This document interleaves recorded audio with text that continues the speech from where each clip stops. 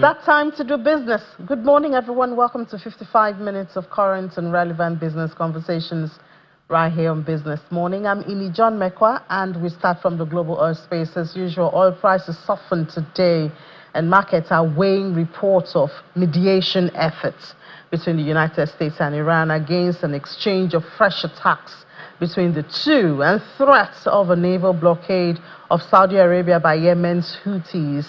And so what that has done this morning, yes, we have seen, yesterday we saw $90. Well, that has softened, as I said earlier. So we see this morning Brent is at $88.76 a barrel, lost almost 0.5%. WTI lost less than that at $83.03 a barrel, and both contracts were trading below their highest levels in more than a month that it hit in the previous session. That's that $90 which we see. Yemen's Iran-aligned Houthis, they have said that they would impose a naval blockade on Saudi Arabia, opening a potential new front against the United States in its war on Iran and raising the threats to global energy supplies and trade beyond the Gulf. Separately, a senior Iranian official has said that Tehran had received a proposal from mediators for a 10-day ceasefire in efforts to salvage an interim deal that was signed on June 17, and that's intended to pave the way for a lasting agreement to end the war that began February 28 with U.S.-Israeli attacks on Iran. Back here in Nigeria, the Independent Petroleum Marketers Association of Nigeria, IPMAN, has called on the federal government to review fuel import licenses, arguing that continued imports are pushing up petrol prices and increasing pressure on the foreign exchange market. The association says that importers plan to sell petrol at 1,350 naira for a litre, above the price offered by the Dangote refinery, and that makes imported fuel less competitive than locally refined products. IPMAN commends Dangote refinery for maintaining steady fuel supply and is asking the government to prioritize local refining to improve energy security and support the naira, as well as help stabilize fuel prices. The association's call comes as fuel importers have raised the depot price of premium motor spirits to about 1,270 naira per litre. And we remember that speculations are that Dangote has also started pricing petrol in dollars because of a disruption in the crude for naira, and that is still on. And of course, it trickles down to the pricing that we see at the pump. Nigeria's upstream gas sector has recorded a major milestone in the first half of 2026, posting total gas production of 1.43 trillion standard cubic feet, reinforcing the growing importance of natural gas to the country's economic diversification. The latest production figures released by the Nigerian Upstream Petroleum Regulatory Commission, that's the NUPRC, also reveals significant shift in output patterns during the 6-month period, with a non-associated gas production surpassing associated gas production for the first time. And this signals potential long-term change in upstream development priorities, as Nigeria has most times stumbled on gas while searching for crude oil. In essence, historically, Nigeria's gas production has been dominated by gas produced alongside oil. So hopefully we may see a change in that pattern. Away from oil and gas now, yesterday was a big recovery for the NGX. The market gained 1.12%, 246,183.96, and that brought in about 1.7 trillion naira to the market. Those are investors' money. So if you're an investor at the NGX, you probably have maybe a little bit of percentage of that 1.7 trillion. If you're not, you've missed out. So volume, value, and deals yesterday, we saw recovery on all of them. They closed in the green. Top gainers, Custodian, NEM, and Boa Cement. Boa Cement was one of the major market movers yesterday. So we know that last week we did see profit taking on BUA. So one good thing about profit taking is that it makes the stock more attractive to new investors or even existing investors. So yesterday, a lot of investors feasted on BUA Cement, and that drove the price up 9.98%, and all that. And then, of course, we also saw the Fugas yesterday. They also, especially First Holco. First Holco is a shining star at this point. It's a shining star. I mean, their results was very applaudable. We saw a lot of good numbers coming from revenue to profit before tax and all. And of course, reactions follow. So there you have it. I guess that led us to look at Nigeria's most capitalized stocks. And guess who you see as number one? First Holco, all-time high from last week. Their stock price had an all-time high. And so their market cap now, they are leading when it comes to the Fugas. That's the big guys. 4.80 trillion naira. That means that whatever sentiment around First Holco in the market will affect the color in the market at the close of trade. So we also have Zenith Bank, of course, 4.79 is close. The difference right there, you see, is very close, about 1 billion. And then GT Co follows suit, and then we have the others. You know, when they say number one and then the others. So you have the others right there. So First Holco, we see that financial performance looking really good. Pre-tax, 653.54 billion for pre-tax. The first half of 2025, so looking at year-on-year, first half of 2025 and first half of 2026, we see an increase of 83.5% year-on-year. Stronger earnings, improved fundamentals, sustained investor confidence. So that's the story of First Holco. For the second quarter, I think they released two results, the first half and then the audited second quarter. So quarter-on-quarter, so second quarter of 2025, second quarter of 2026, we saw 95.90, almost 100%. That means that if your money is or was in First Holco, that you made some money. Closing price yesterday, we saw it gain 10%, 105. It opened at about 95 naira. I think 95 naira 50 kobo, and closed at 105 naira 50 kobo. I hope all of this will not attract a lot of investors, you know, taking profits from it. And of course, we know that Mr. Oyedele is at the heart of all of this. They emerged the most capitalized banking stock after that very strong rally. Stake in First Holco, current stake. I heard the story, haven't confirmed it, that he increased his stake again. Current stake is 20.4, as of March 18.12, and then June last year, 15.95. Total share that he holds is 9.28 billion. In 3 months, he increased his share by 1.22 billion shares. That's Mr. Oyedele at the heart driving this. And, you know, we also had his intention to also, he already has a private placement on Dangote Refinery. So we don't know if he will be at the heart of Dangote Refinery too. Depends on how much of the shares Dangote will be putting out there and making available for investors. But, well, congratulations to Mr. Oyedele, First Holco. And if you're an investor at First Holco, I guess this also spreads to you. The gains will go around.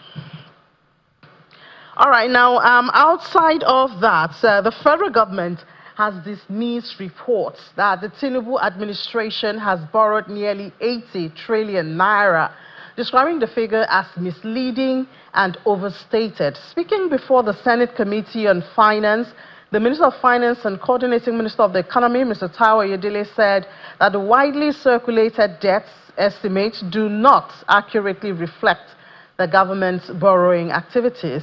He explains that much of the increase in Nigeria's public debt stems from accounting adjustments, exchange rate revaluation, and the repeated reporting of debt figures without adequate context, rather than fresh borrowing by the current administration. Well, I guess Mr. Oyedele will have a lot to say when it comes to that, because opinions vary and they're out there in the open. Now, today is the Monetary Policy Committee decision day. The meeting started yesterday. Today we expect to hear the decision for the month of July, and of course we know top on the list of consideration would be inflation, and we've seen inflation react to global factors, but companies or bodies like the CPPE would warn us that inflation in Nigeria is not demand-based but structurally based. Whichever way, the CBN, the monetary policy of the CBN, has the responsibility to take all of this into consideration and give a fair price to the country that would affect borrowing, that would affect the value of the naira and all of that. So just as they are meeting and we are waiting the announcement, let's find out some of the things we may expect this morning. And we're doing it with Dumebi Oluwale. She is a manager research at financial derivatives company. Dumebi, good morning. Welcome to the program. Good morning, Ini. Thank you for having me. Great.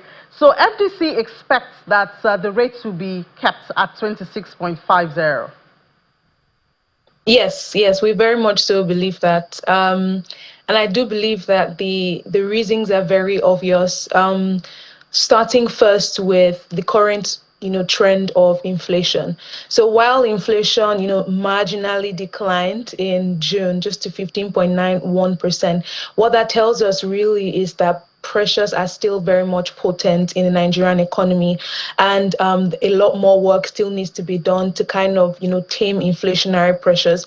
More importantly, when you look at the composition of inflation, we see that food inflation was still high, and that's extremely important when you consider the current drivers of food inflation in Nigeria today, which primarily is insecurity, and of course insecurity leading to lower food supply, and with lower food supply leading to higher prices. There are other aspects to this, but I think that with the food inflation dynamic, that's the major driving factor.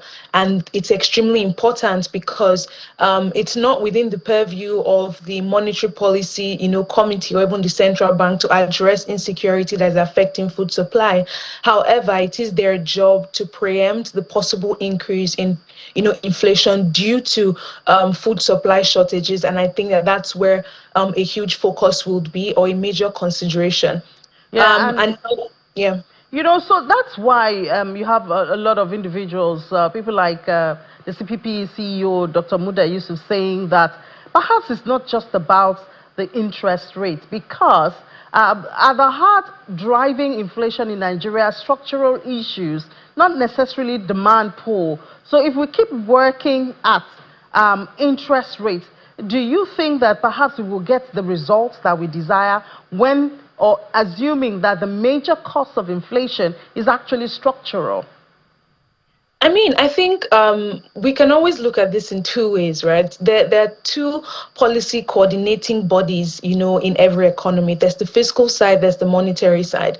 Now, on the monetary side, there are limited tools through which the central bank can actually ensure that inflationary pressures are, tamed across the economy. And the biggest tool at their disposal is interest rates. Now, not because a lot of times interest rate adjustments will significantly tame price pressures immediately, but because there is a transmission network through which it happens. So when the interest rate is adjusted, or the CRR is adjusted, or money market indicators are adjusted, what that does is that it signals to other indicators, and it signals to the broader economy that the central bank is doing what it needs to do to adjust and ensure that price pressures do not escalate. The second thing here is forward guidance, right? So the central bank is doing this to consistently communicate to the broader market to ensure that sentiments do not spiral. And the reason why this is extremely important is because there's such a thing as inflation expectations. If people believe today that inflation will increase tomorrow, increase in the next 6 months, and increase in the next 12 months, that thinking will influence their decisions today, their buying decisions today. And I believe that that's something as well that the central bank is putting into consideration as they adjust interest rates. Again, the mandate of the central bank is price stability, and they only will be able to do this with the tools at their disposal, which I strongly believe that the central bank has been doing, because unanchored inflation expectations as worse as inflation spiraling. But I also think that it significantly increases the pressure and the need for fiscal authorities to do what needs to be done to ensure that the structural drivers of inflation that we have today are significantly addressed. And again, like I said, at the top of this list is insecurity. It cascades, because when we think about agricultural productivity, which indeed is the true way to reduce inflationary pressures, the input materials or the input sources to ensure that there's enough food supply, people are struggling with it. Farmers are struggling with it simply because they are unable to plant, they're unable to harvest, they're unable to produce, and then it spirals down. Then you also add the aspects of transportation costs and storage facilities, all of which significantly impact food inflation. But again, like I mentioned, the biggest driver right now is insecurity, and not until we see fiscal authorities move the needle in that regard significantly, I guess these conversations will still keep happening. Yeah, unfortunately. And I mean, almost every day we do hear of kidnapping. And yes, we hear the parts of kidnapped victims being rescued. But I mean, when you talk about perception, once you have that news, it's really difficult to change the color of Yeah. investors when you hear kidnapping. So, I mean, once we have, assuming that we have this hold position, does it change anything? Are we just going to continue at the rate at which we are? Any change expected? I mean, not so much change, but I think what it does is that it just cools the markets, right? We wouldn't likely see any swings in investor behavior, because this is the expected decision that the central bank is likely to take. I think a few other things that will support this decision making is, number one, we've seen a resurgence, right, in tensions between the US and Iran, and this domestically means that we would likely see an increase in petrol prices, because global oil prices are higher, and the CBN is of course trying to hedge against that. I think another thing to consider is global interest rate movements as well, right? The markets would definitely consider how the US Fed is adjusting monetary policy, and also the Bank of England, which we have seen held rates last month, and the expectation will be that central banks domestically and even regionally across Africa would likely do the same thing, so that the appetite for emerging market assets would remain strong, which I think would likely be the case for Nigeria, especially with portfolio inflows. And of course, I think the final thing to consider here is the fact that we're now seeing a possible increase in pressures on the naira.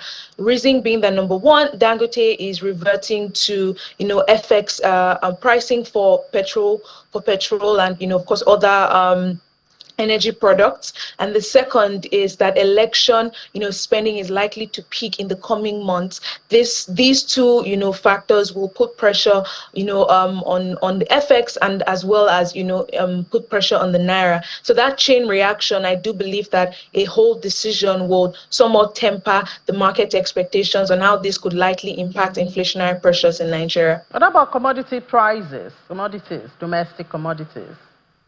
I think that for me would still largely depend on the structural factors which you've been, really speaking about today. The fact that we would likely see an increase in petrol prices over the coming weeks means that transportation costs are likely to increase, and of course, this means that distribution costs would also increase, further impacting food prices, which are likely to stay high. There's also the fact that, again, I think insecurity, I cannot, emphasize this enough. The fact that supply constraints remain, this of course means that, supply shortages will continue to, negatively impact the broader commodities market and would likely see prices rise. I guess another factor is, the flooding incident that we've seen as, the rainy season continues. That in itself is another, supply shock that would likely, affect food prices and keep prices high in the next couple of months. So I do think that the stable prices that we've seen over the last couple of weeks, I think that that's likely going to change over the next months. And of course, we know what that means for the broader economy. So is it true that people are already stocking up for Christmas because of election disruptions expected, among other things? Well, not so much. It is happening for people that have the means to do so.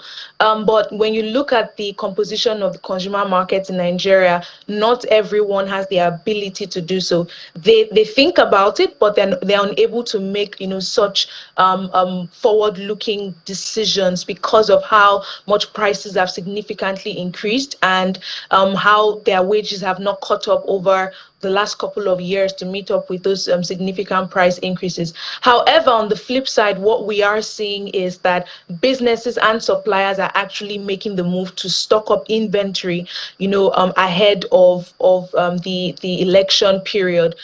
So they're taking up they're making a lot of bulk purchases now. We're seeing an increase in new orders, seeing an increase in inventory purchases and stock ups just ahead of the election season picking up, and of course the festive season. So we're seeing Christmas in July, really. So early, but thank you so much to maybe Oluwole for that. A lot of people, I believe, would have loved to do that, but wishes are not horses, unfortunately. Manager Research at Financial Derivatives Company, thank you to maybe Oluwole. Thank you for having me. Let's take a break now. When we come back, we'll be talking about scaling for development through the telecoms. That's our next conversation. Please stay with us.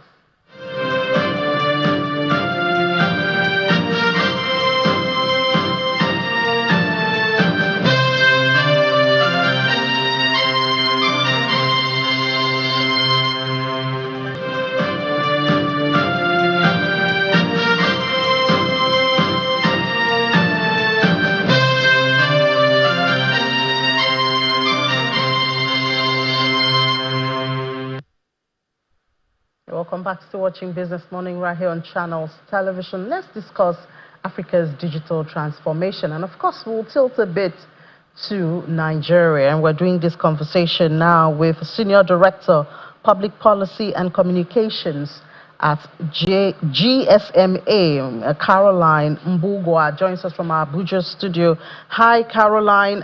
Good morning. Welcome to Business Morning. Hello, good morning. Thank you very much for having me. Good to have you. So I guess we should start from Africa, talking about the digital. The real world today is all about digital, and telecommunications is at the heart of it. Where is Africa in modern, future-ready licensing frameworks? You ask a very interesting question, one that is in the mouths of very many regulators in the region right now, trying to ensure that regulations are keeping pace with the ever-changing digital landscape in, of course, the region and, of course, globally. So when you look at where we are right now, majority of licenses in the countries in Africa were set up maybe 15 to 20 years ago, or even older, were set up to service single service, single technology kind of service. So for example, 2G or 3G. We are currently moving into an era where there's a lot of converged services, a lot of advanced services. So the era of 4G, 5G, and in some parts of the world, they're already talking about 6G. And so we notice that the regulatory regime is lagging behind in terms of ensuring that you're keeping up with what is required. Because for you to have that converged service, you need to be able to have the flexibility of utilizing the resources that you have to provide the service that you have.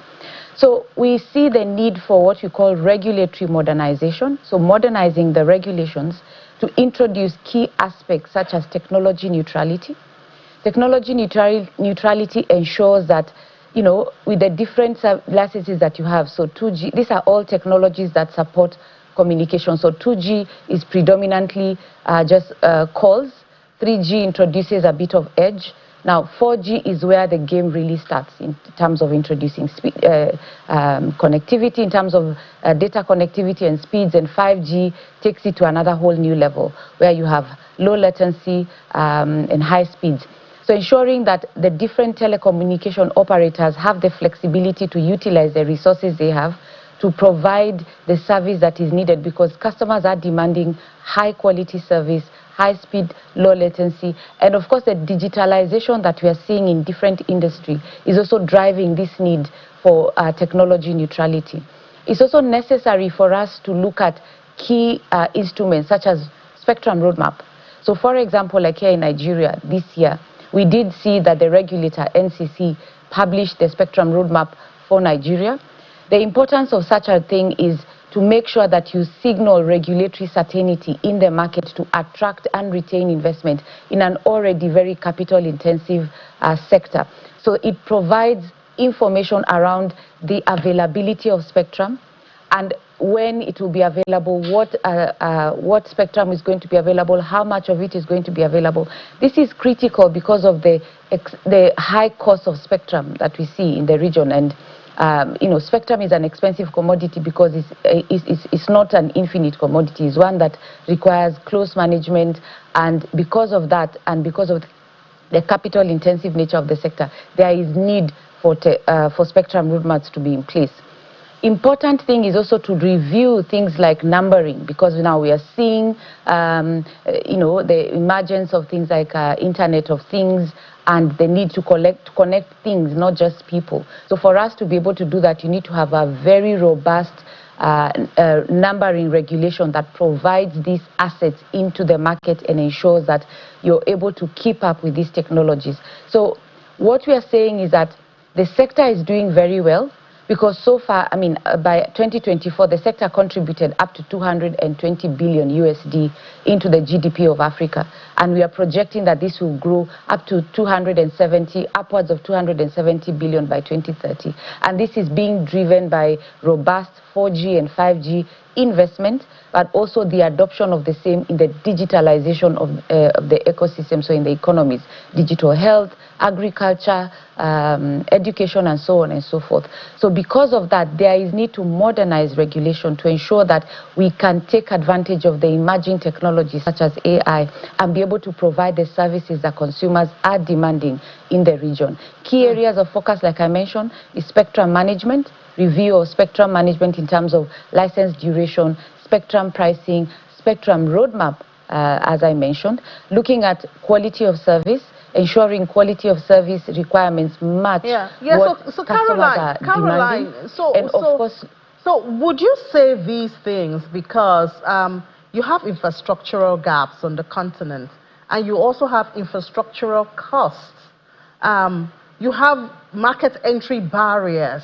Would you say this, you know, this new approach that's even in Nigeria, you say has been adopted, would you say that has made it better when you look at the barriers, infrastructural costs, and gap?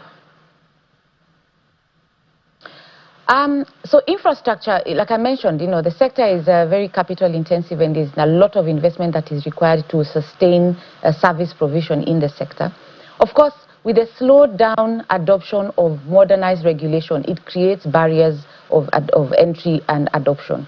And so the need to break down these barriers is very critical to provide that regulatory environment that is enabling. However, we are starting to see some markets, so like I mentioned, Nigeria, Kenya, South Africa, having a bit more progressed regulatory regimes that are now starting to encourage that. But one area that we are seeing importance of review is the regulatory environment when it comes to satellite regulation. And this is one of the areas that the GSMA, we've recently published what we call a satellite regulatory playbook that gives regulators an area of focus or something to focus when developing the regulatory regime. So ensuring things like regulatory parity is very important in breaking down these barriers of entry that you're mentioning. making sure that same services are exposed to same rules of the game is very important. Paying the same amount of spectrum fees, KYC, which is know your customer considerations, are critical to ensure that they are aligned for all services that are offering the same services. So that regulatory review and modernization is critical in consultation with stakeholders. So to answer your question, yes, it's creating barriers, but we are seeing some countries already embracing the breaking down of these barriers, but a lot more needs to be done, particularly in the licensing of satellite services in the region. And talking about infrastructure, here in Nigeria, we have the challenge of vandalism, theft of infrastructure, and of course that causes disruptions. Have you found innovations that perhaps could discourage these illegal acts more than already the regulator is doing? Look, one has to understand why is that the case. And just to mention, it's not unique in Nigeria alone. We've seen it in a couple of other markets. But the question is, why is that the case? The challenge, in my view, stems from a wider issue, social economic challenges that Africans continue to face. And so that vandalizing or taking advantage of an infrastructure that is already existing seems like an opportunity to uplift or to address a social economic issue. So incomes are low, job, employment, and so on and so forth. So the first thing that is critical, and this is something that as a GSMA we highlight very clearly in what we are calling digitalization reports that we develop for different countries, including Nigeria. So Nigeria, we've developed in a couple of other markets. The first thing to do as a nation is to have a national agenda. So to develop a strategy that guides the direction you want to take for the sector, the telecom sector, the ICT sector, and so on and so forth. Identify the players that are critical in that in the implementation of this agenda. Once you identify these players, ensure that there is clear consultation to understand their experience and expertise in the space to provide insights that can be used to address some of this vandalism. And of course, developing more like a unified approach in addressing this. One of the ways is to designate telecom infrastructure as critical national infrastructure, which has been done in a couple of countries. We're starting to see that happening in Kenya, and like I said, here in Nigeria. But the gap that we see is in the implementation of this critical instrument, ensuring that there is clear repercussions of vandalism, and this is clearly communicated to the population. This is one of the areas, and there's a role communication can do in amplifying this, so that people understand, the implication of that. But by and large, in other more developed markets, like in the Western world, we're seeing a lot more adoption of AI in the management of the infrastructure, and of course, developing surveillance solutions that can be able to address such things such as vandalism. But like I said, it's important to go back to understand, how do you make sure that, one, there is communication around it, and number two, there is a clear understanding of why is it important. Because vandalism is because somebody doesn't see value in that infrastructure in the first place. So there is need to help the communities embrace it, because in some markets we have seen a place where the communities themselves actually act as the protector of the infrastructure, because they have bought into it and they understand the value of it. So accelerating the adoption of digital services is critical, so that now we can get to a point where vandalism is not an issue, because people feel that they actually want to and they need to live with this infrastructure. Yeah, well, seeing the value there, I guess that will help. And we talk about how to increase intra-Africa trade. We've seen the numbers go up, but still not impressive. And one of the areas that seems to be lacking, perhaps interconnectivity within the continent. Can you think of some regulations, for instance, that can accelerate this interconnectivity within the continent?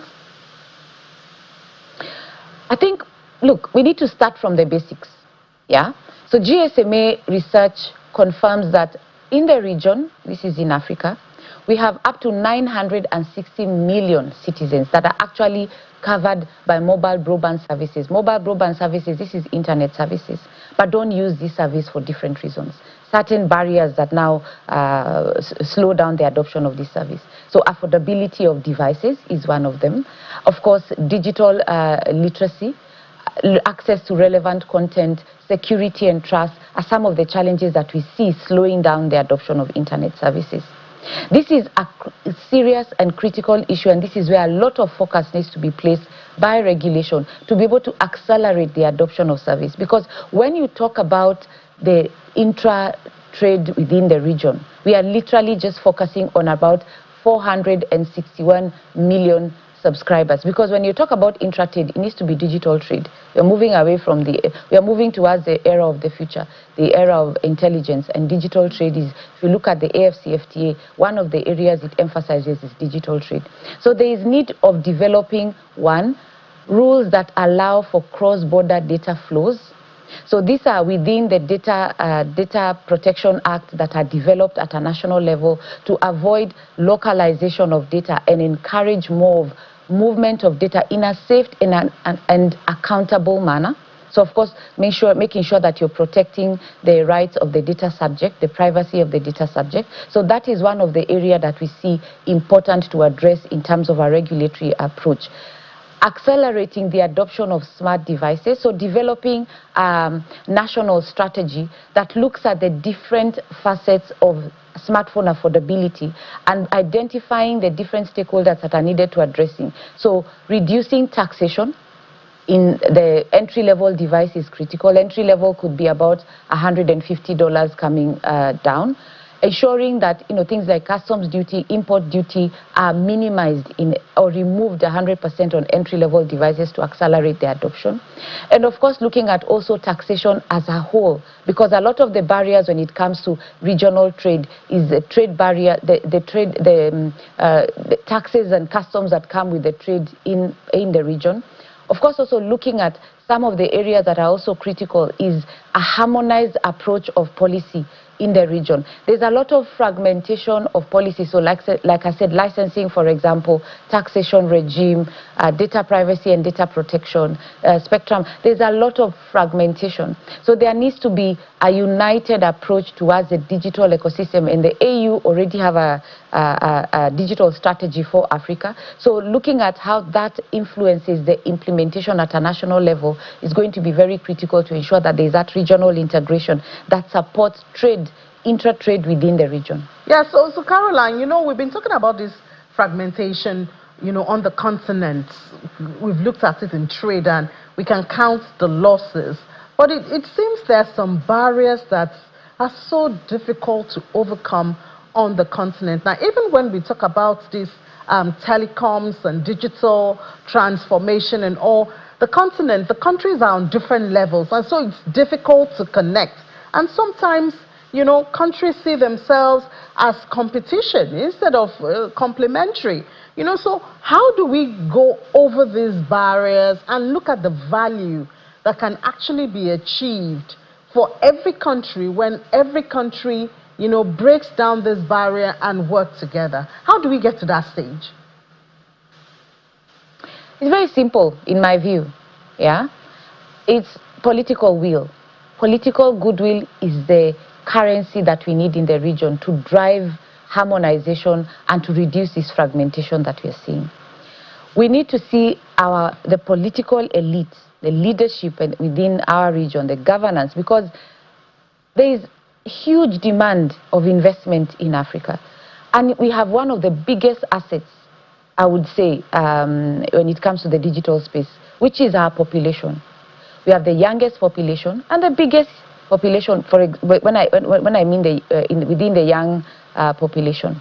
And so that asset can only be unlocked when we have a clear and a very robust digital adoption across the region. Now, one of the mistakes that we do is to look at the region as one. I mean, it's not the case. We have a number of countries within the region.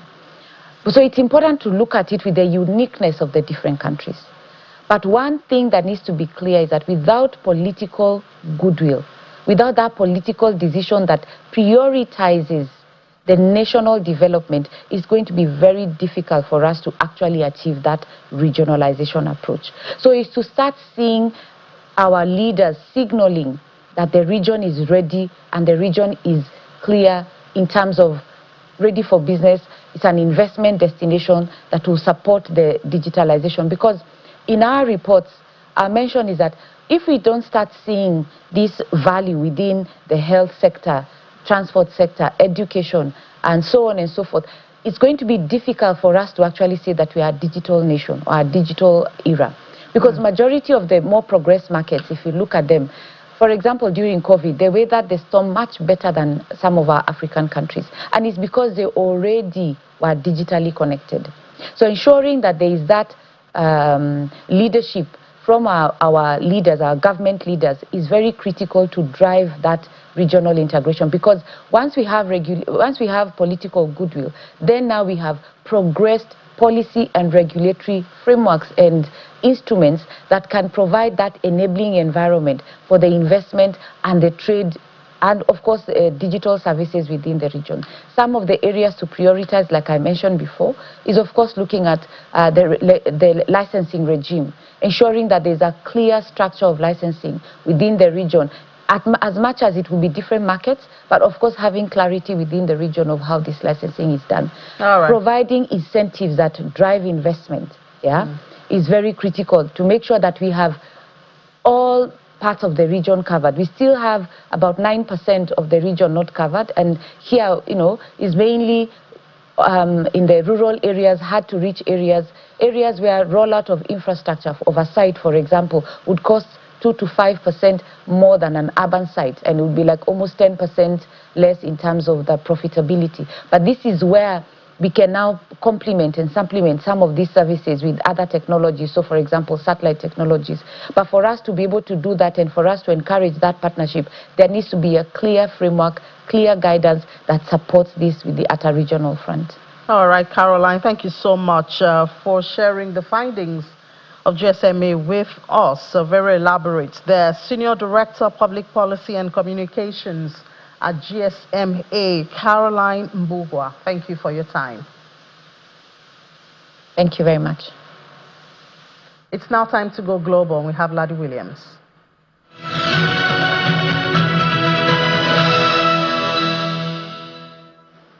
All right, let's get a check on what's happening in the global economy. But we're kicking off in the UK. Britain has a new Prime Minister, a reshaped cabinet, and an early economic signal from Downing Street. Andy Burnham has unveiled his ministerial team while the government moves to cut VAT on household electricity. So the names we have here: John Healey, the Chancellor of the Exchequer, Shabana Mahmood, Home Secretary Ed Miliband, Foreign Secretary, and we have Wes Streeton, Defense Secretary, and Jonathan Reynolds, Business Secretary. Well, joining us to unpack what's played out so far and how it's impacting most of the markets in the UK, we have Juliana Olayinka, London Bureau Chief. Great to have you on the show, Juliana. Good morning. Good morning, Ladi Williams. Great to have you, Juliana. So we see Andy Burnham now has named his cabinet. What stands out about the team he has assembled so far? One of them actually resigned from the Starmer government.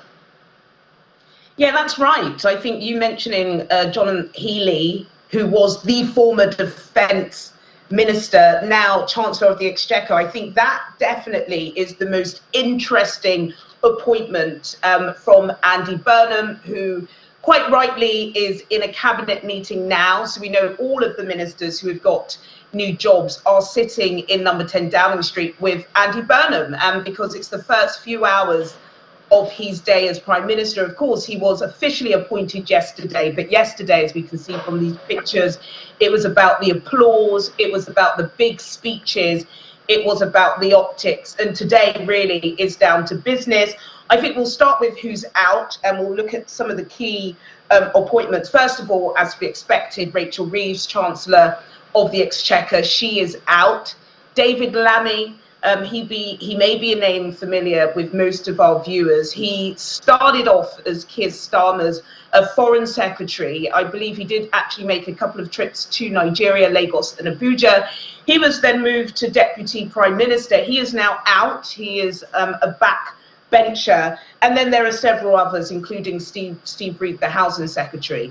So, of course, the main two top jobs in government, well, the main three top jobs is Chancellor, Foreign Secretary, and who's running the Home Office. And now all of the bookies had a race for number 11 between sort of Ed Miliband and Shabana Mahmood. And I've got to say, you know, they're both from very different corners of the Labour Party. According to the pundits, the political pundits, there was lots of infighting, lots of tension within Labour, and we know that Andy Burnham is a people pleaser. Well, that's what we've seen from him in his month of campaigning, shall we say. So he decided to not make any of their camps unhappy and bring in John Healey, which is a huge surprise. Well, it was a surprise to the press anyway. So yes, he comes in as Chancellor of the Exchequer.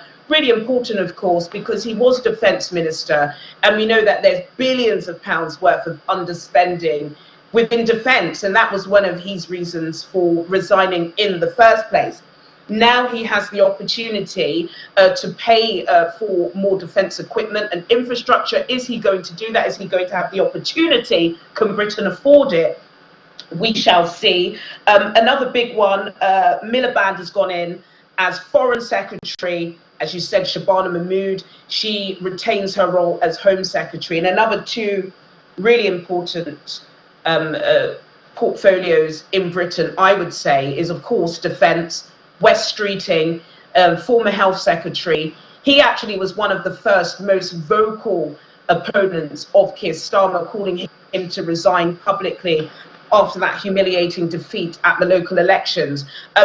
If you go on to social media, there are some very suspicious, hilarious memes about Wes Streeting. A lot of people not happy he's got the job. They think he's definitely underexperienced. However, he had a lot of optimism and energy and good rapport at his time in health. So perhaps he could shift that into defence. And then Health Secretary, we've got Yvette Cooper. Yvette Cooper, very long-standing Labour MP. I believe she was actually Health Secretary under possibly Blair or Brown. She was Foreign Secretary, she moves to Health. So those are the big five appointments: Chancellor of the Exchequer, Foreign Secretary, Home, Defence, Health. You've got a lovely graphic displaying some of those names there.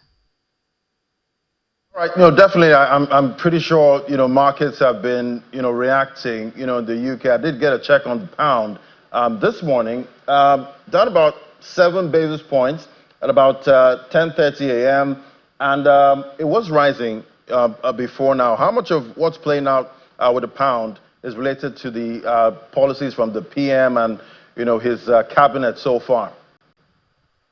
Oh, significantly, of course, although I think less so than it had done in the past. Let's be honest, Laddie, we've had this conversation. I think we've probably discussed about 5 prime ministers during our time together, Laddie. I've lost count at this point.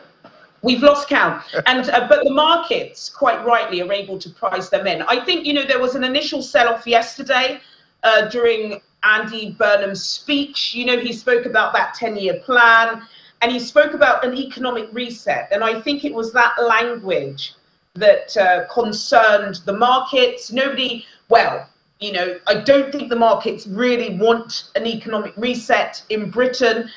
Growth is kind of going from stagnation to slight growth.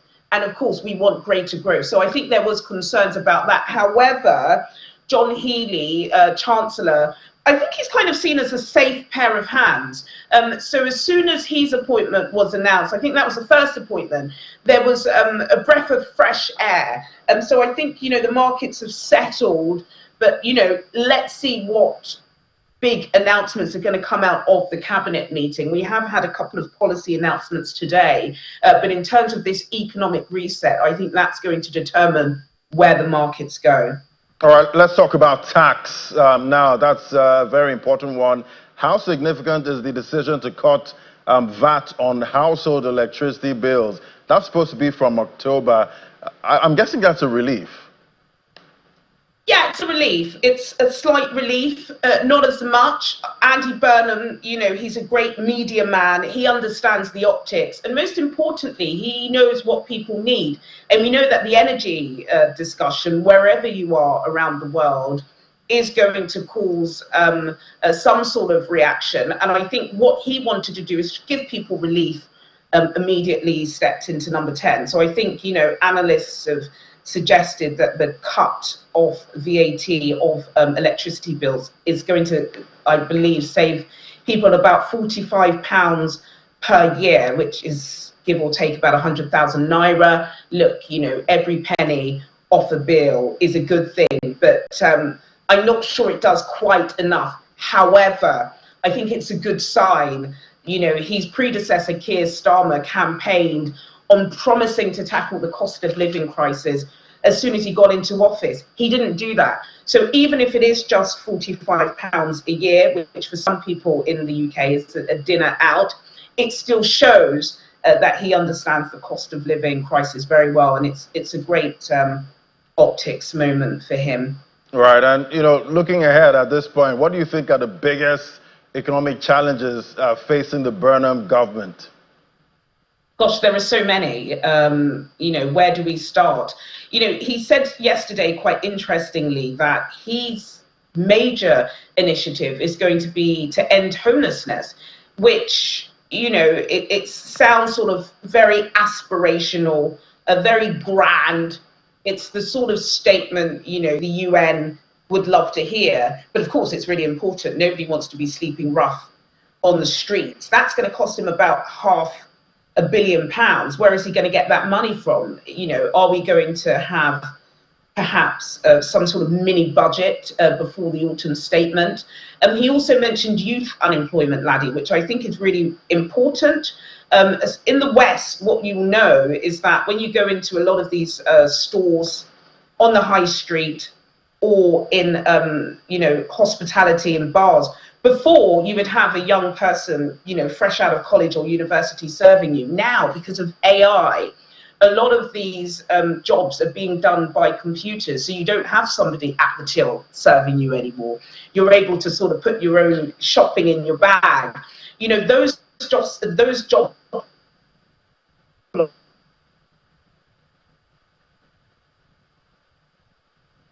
Okay, I guess the internet's frozen there, but definitely I'm trying to understand what to expect. Okay. Interesting. He also mentioned.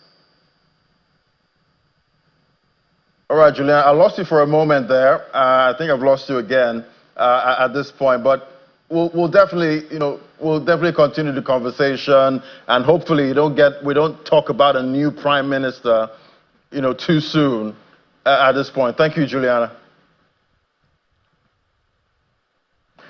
All right, let's flip over now to the U.S. Let's see how markets performed yesterday with our correspondent, Maria Bird.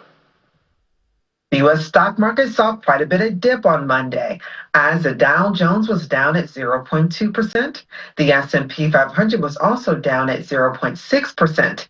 And the heavy tech NASDAQ was just below flatline, as many investors were watching the semiconductor industry as they showed some major losses on the day, as it's also clear that the AI boom may be up for question.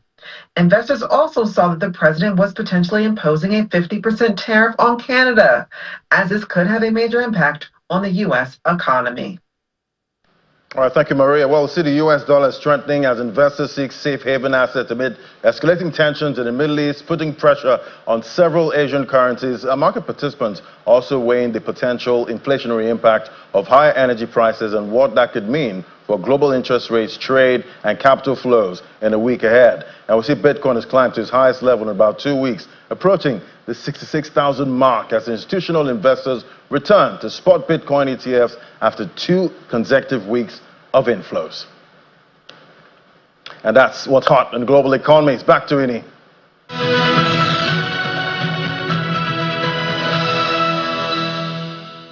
Thank you so much, Laddie, and taking us around the global news, especially what's going on in the UK. That's a place where a lot of people are looking at this time. And just before I leave the studio, let's see what's happening in the markets. We see First Oco is still sustaining that positive trend. It's gained 0.35%. Access has gone across the other side, above 26 naira. Now, it's a great market we're having at this time. 0.33% up is what the all share has. But Today is a special day, the MPC decision day. That means we'll be slightly different for Business Incorporated. It's Bizing Special. That's what we call it. And then we'll be hooking up live to the CBN headquarters to give you the decision live when the CBN governor announces it. And we'll see if it will be a hold, as a lot of economists are expecting. Ladi will be here. I'll also be here. Let's have fun at 1:30 when we hear what the CBN has to say.